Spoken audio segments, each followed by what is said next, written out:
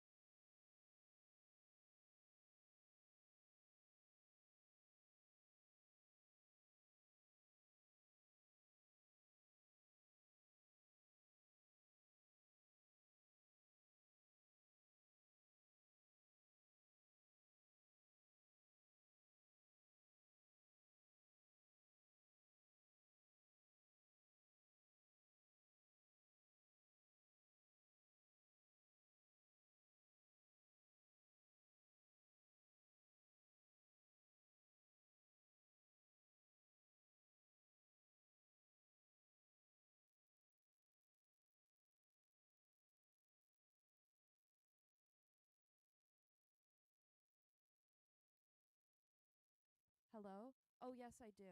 Okay, that might be it.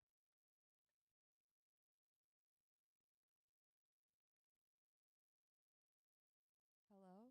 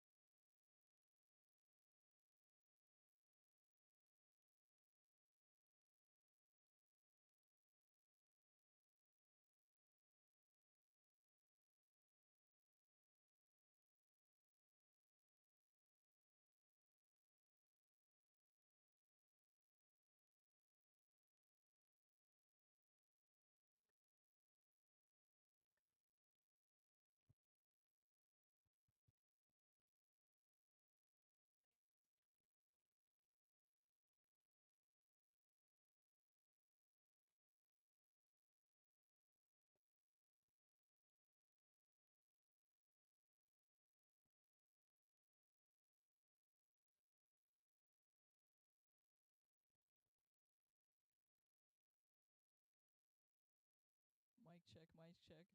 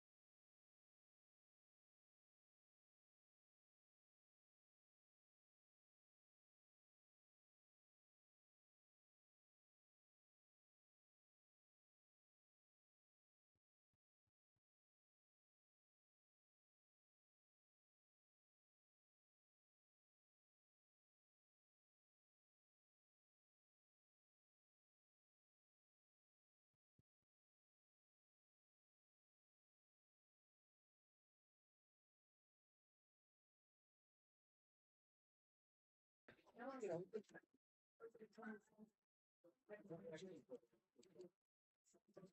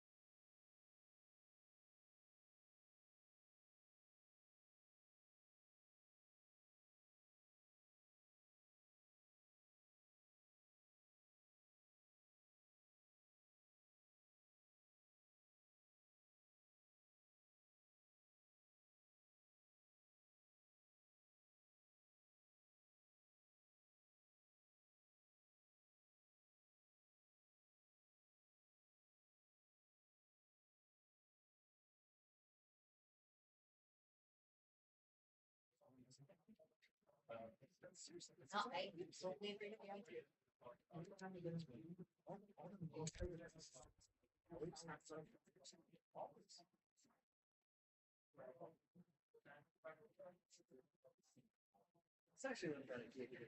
I also got things like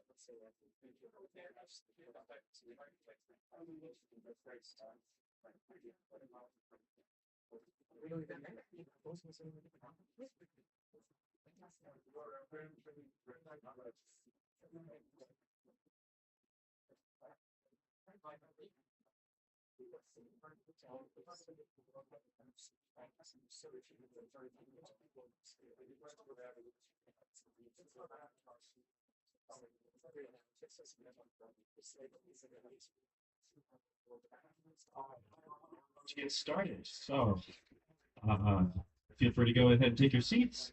And just a quick show of hands, who is here for the first time?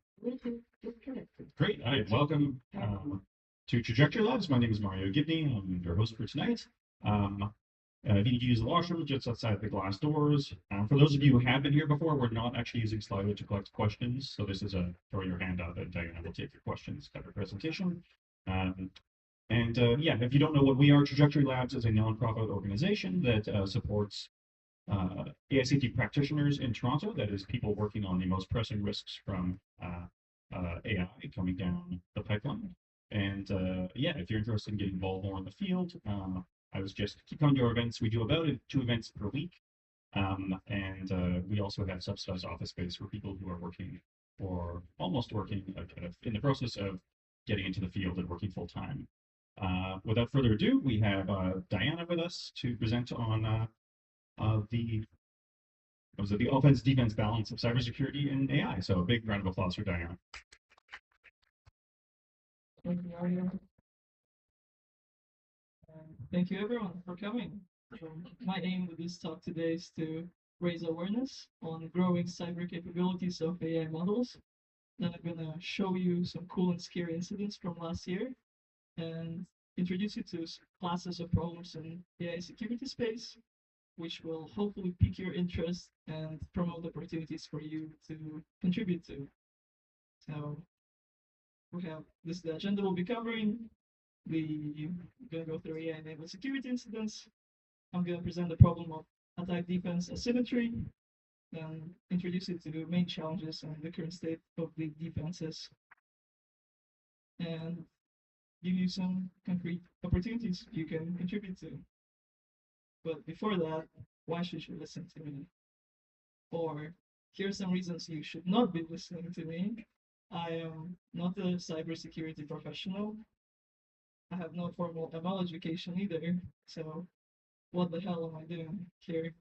Well, I'm a network engineer by trade, and at my company, I got a lot of opportunities to implement security policies directly. I worked on some critical infrastructure projects like backbone network device management system and internal DNS. And along the way, I realized that this network and software engineering experience is pretty relevant. Is good enough for me to meaningfully contribute to security space. Here's me going through the first iteration of AI security bootcamp. So just wanted to want to introduce you to this very important and exciting domain and share concrete ways for you to contribute in your corner of your software stack.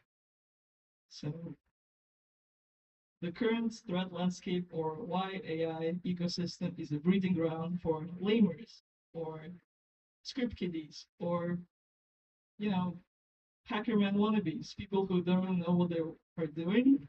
They don't really know how to write exploits. They just download available tools and mess around with them to see how far they can get. So now, in my view, this is what makes being a bad actor or a lamer very lucrative and easy today. So AI coding agents, they really lowered the entry barrier for coding. Same happened for cyber attacks. So it lowered the barrier for entry. That makes it pretty easy for script kiddies to mess around today. So right now you can see this is a graph from Google paper. You can see it over there. The framework for evaluating emerging cyber attack capabilities of AI. And it roughly presents how much LLMs help with different stages in attack chain. And the darker or redder regions are the sections that have more speed up with LLMs. So you can see it's more red on the left. So it really helps with the reconnaissance stage, which is essentially helping speeding up techniques to gather valuable information about the target system. So you can probably imagine, or you can, from experience, that phishing and vishing emails are getting more common. And this because creating vishing campaigns to elicit or send malicious content became easy. Now you have image, text, even voice generation tools that make it very easy to create spam at scale. Then you have commercially available LLMs are also good at pointing out and exploiting SQL injection opportunities in code. It's also easier to find targets to orchestrate the DDoS attack. And then lastly, not so much, but it somewhat helps with discovering zero-day vulnerabilities, which is a pretty big deal.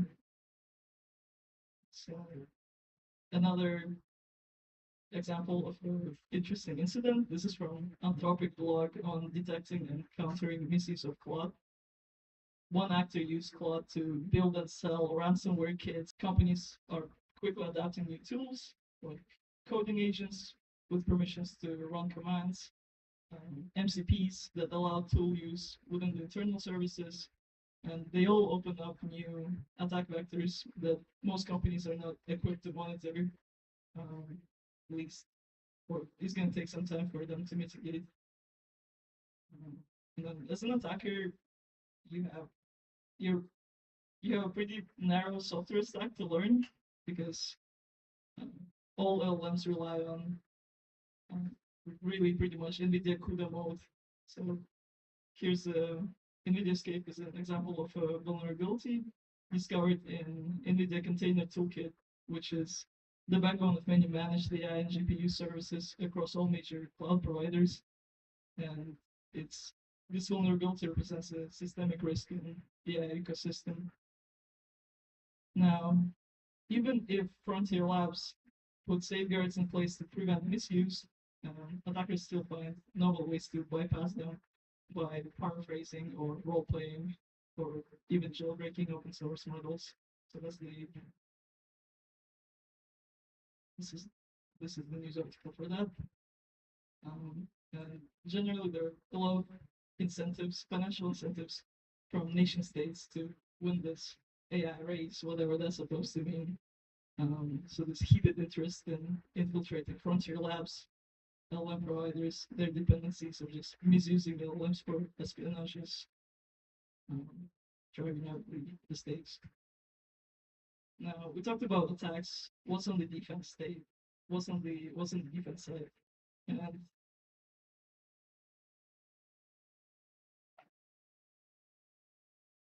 so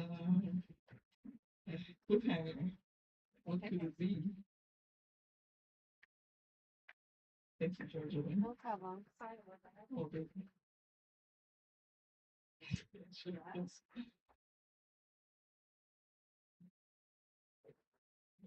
So what's on the defense side? We have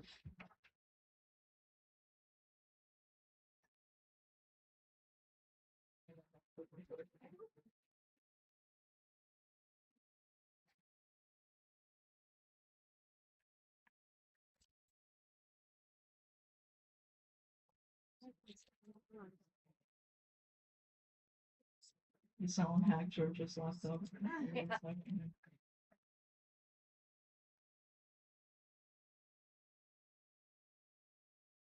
This is my last time using Apple Keynote.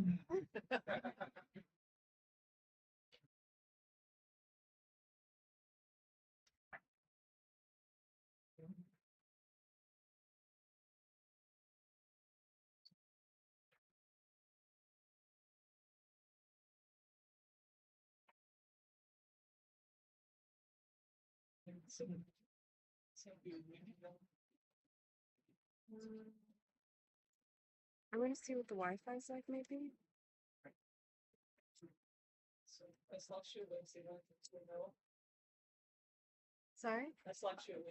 Okay. Is it on Slack? Okay, 1 second.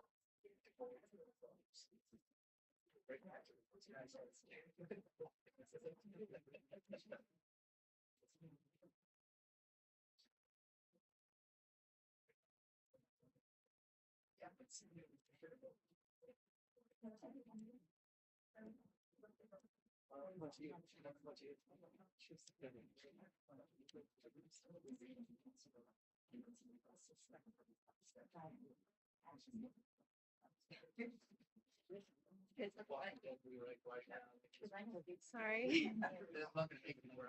Okay, it seems to be.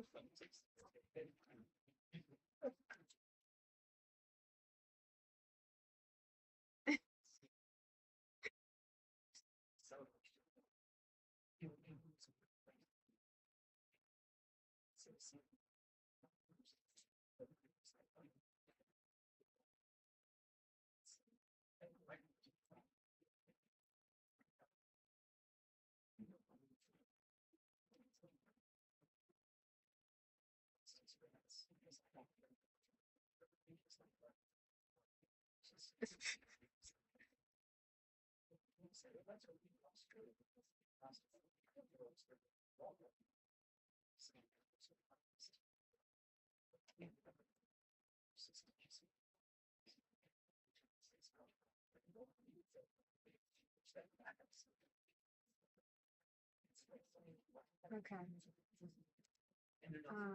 Where were you? Here? Right here? Okay. And then I'll just full screen it, and then you should be good to go. We're almost back. It's fine. Slide doesn't matter. So defenses. Also on the defense side, AI is a dual use technology. So just like you can use it for attack purposes, you can use it for defense. So this is the Red Book research blog.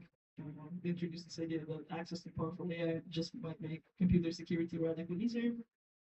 Essentially using AI to build more secure info. And here's some examples. So XBOW is a company that develops automated agents to detect vulnerabilities and fix them. They deployed them on bug bounty platforms like HackerOne, and their agent for a long time actually held #1 position on HackerOne US ranking, which is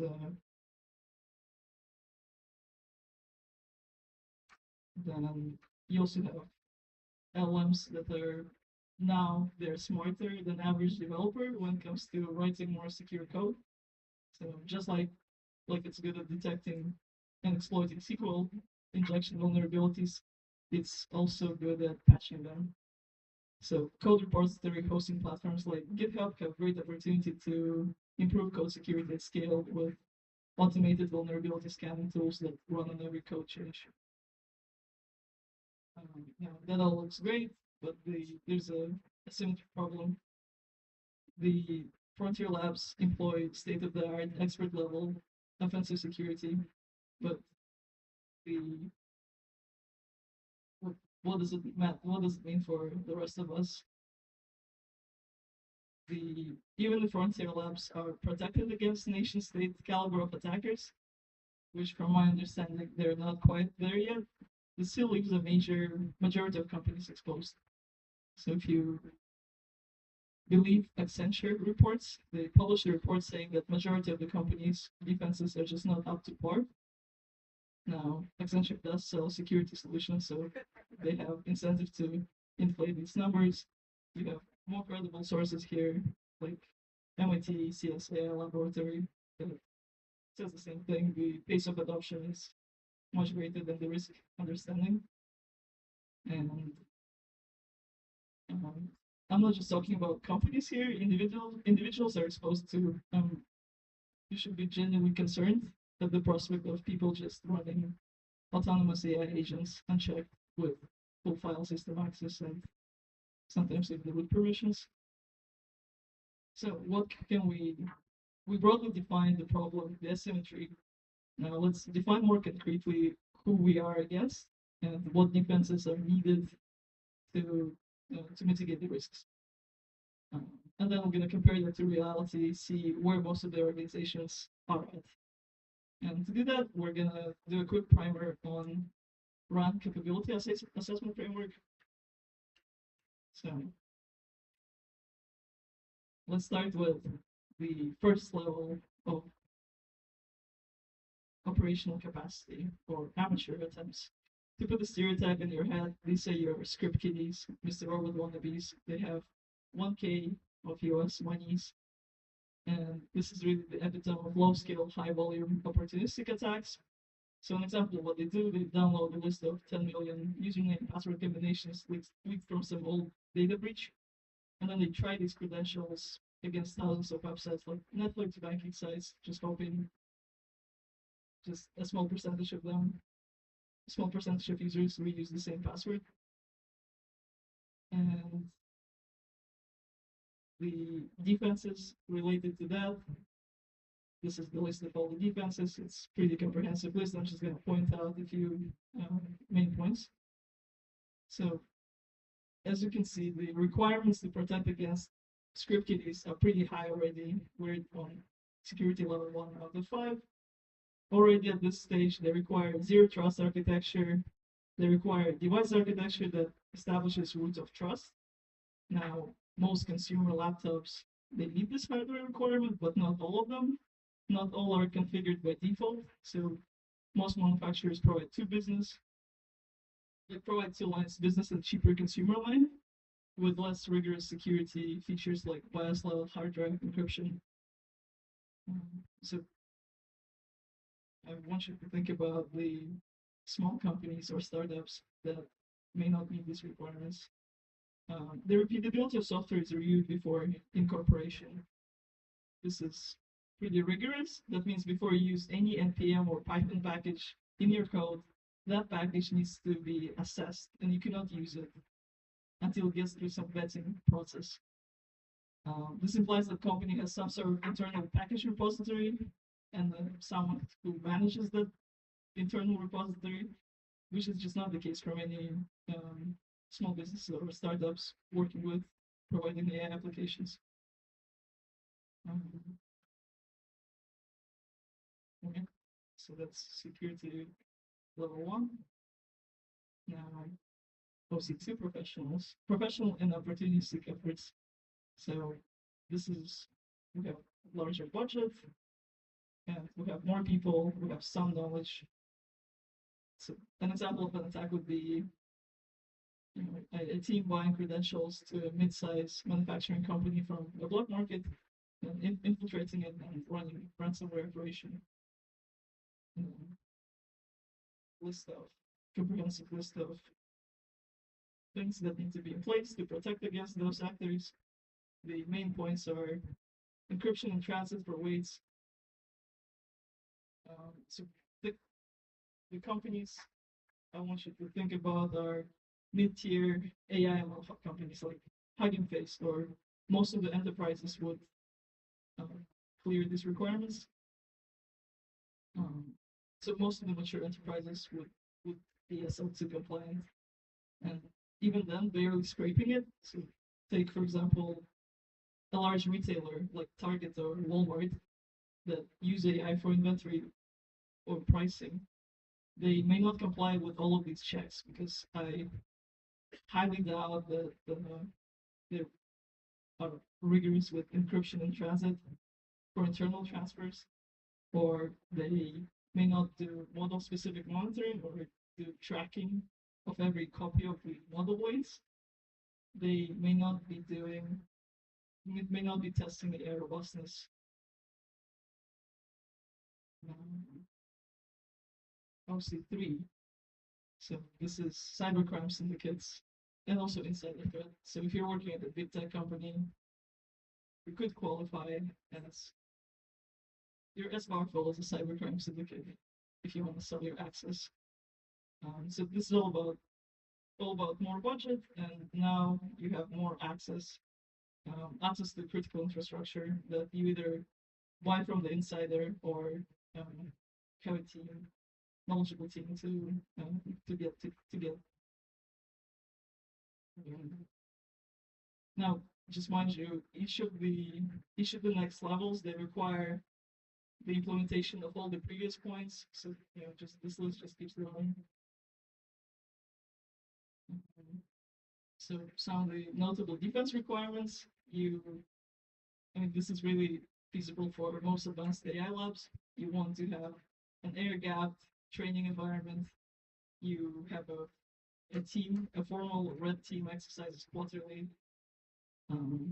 So this is already very, very high standard. When I was at AI security bootcamp, we got to ask a Tampersec CEO founder, which is a hardware security company, to assess which frontier labs passes the highest benchmark. And at the time, they mentioned that it was only Anthropic that was really barely scraping the SL3 mark. But we still have 2 more to go. Now we're getting to nation state attackers that have 10 million in budget. They have state sponsored groups, and they have resources like legal cover.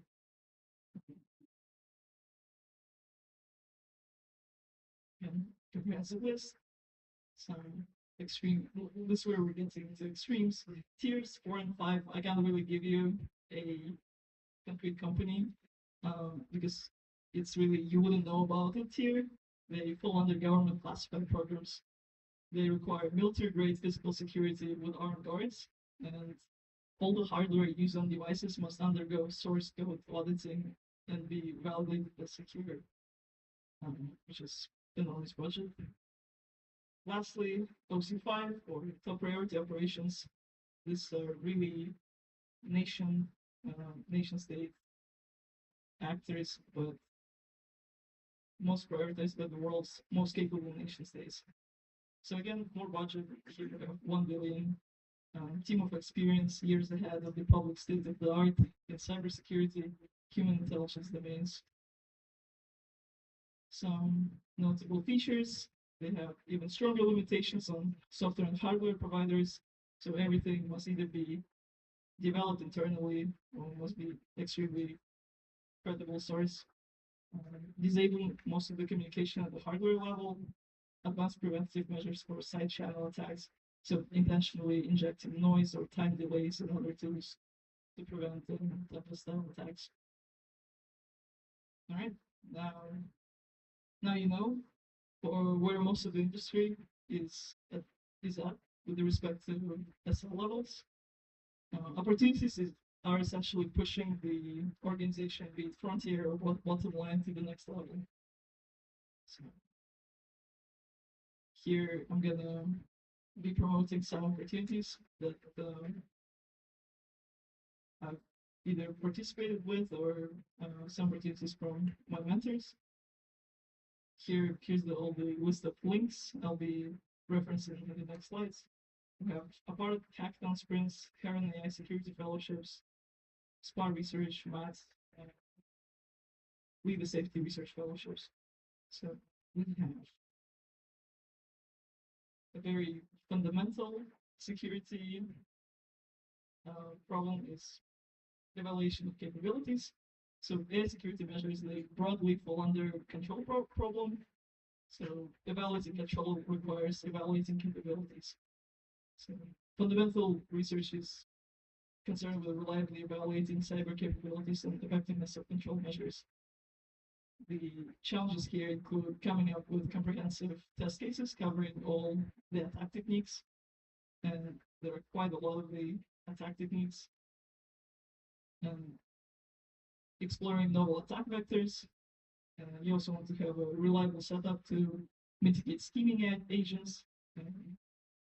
You want to test interactions with different tools. So, for example, LLM alone can be pretty harmless, but LLM plus code interpreter plus web plus shell access can be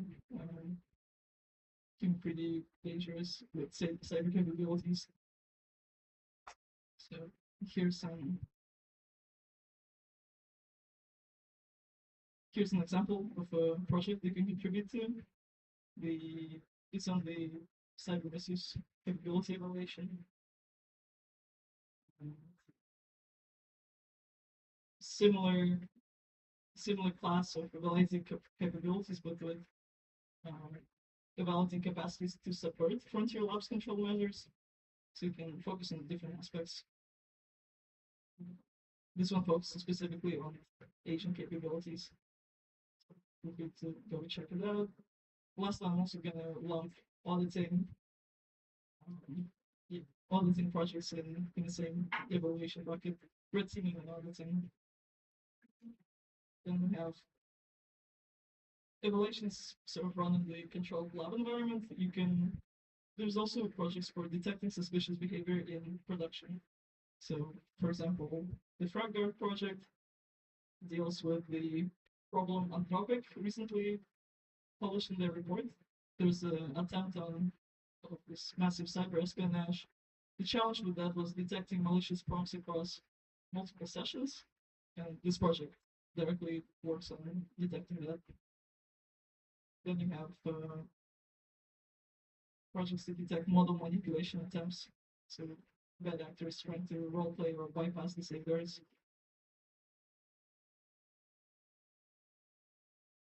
Me being very biased, the security guarantees through hardware projects are very exciting, especially through the network.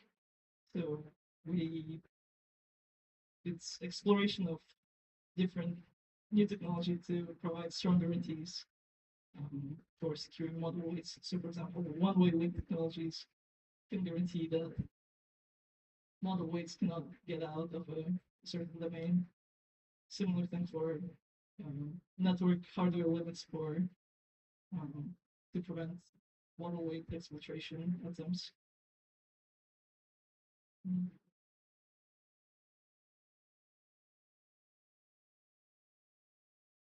Now we have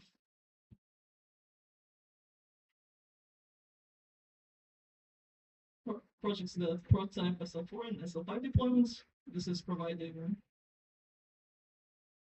is relevant for frontier labs that want to get to SL3 upwards. So this research project evaluates.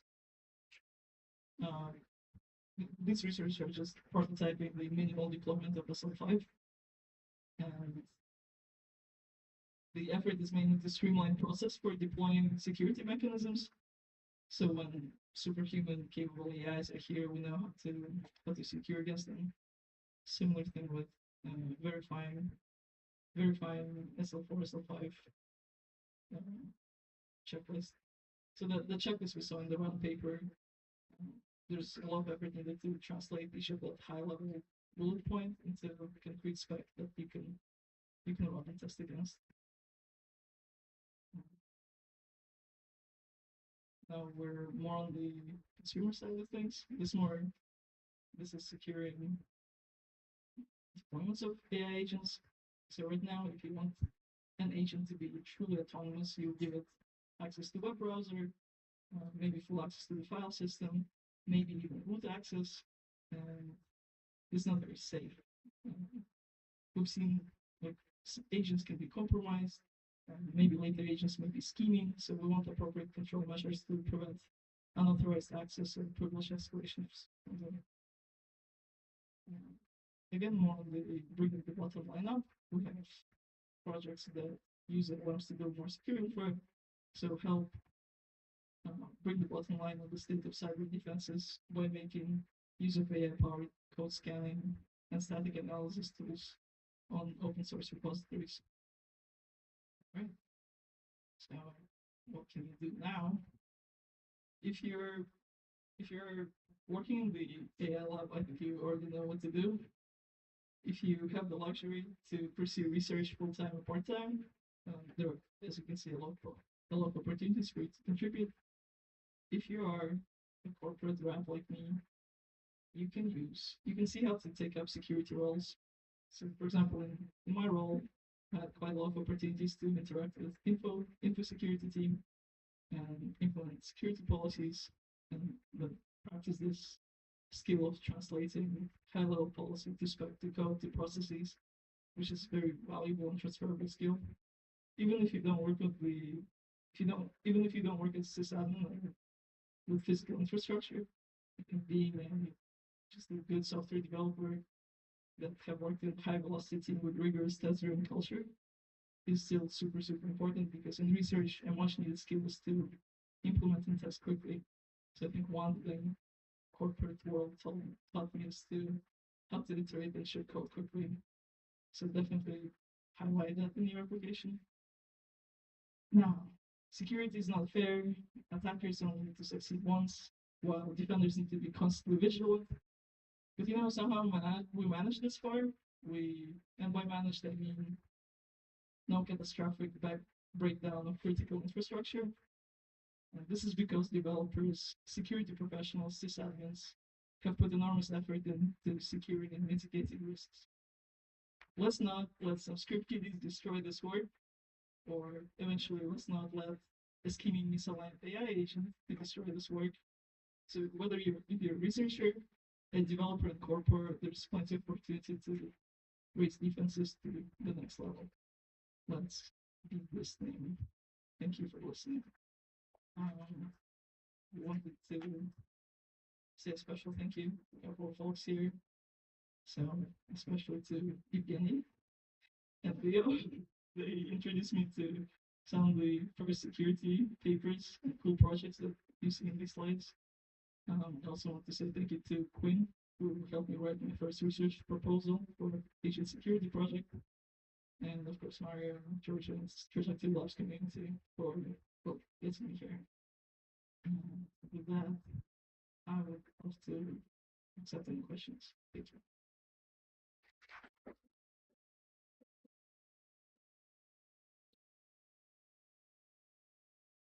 So are these SL1, 2, 3, 4, 5 is going to have to be rewritten in the face of LLMs and if SL1 is like what some rando on a laptop can do with $1,000, that's surely going to be greater in a few years, or now than it was before LLMs. Honestly, the RAND framework was written with LLMs in mind, so I think that SL1 can be translated to AI that is as powerful or as knowledgeable in cyber as a script kiddie, and has, I don't know, $1,000 to spare, so it's pretty interchangeable.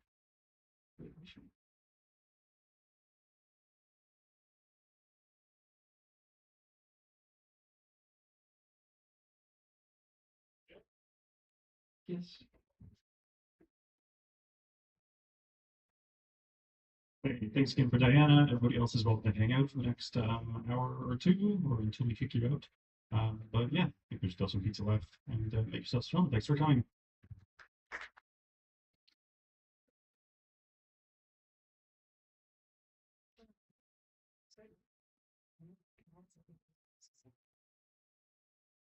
Yeah.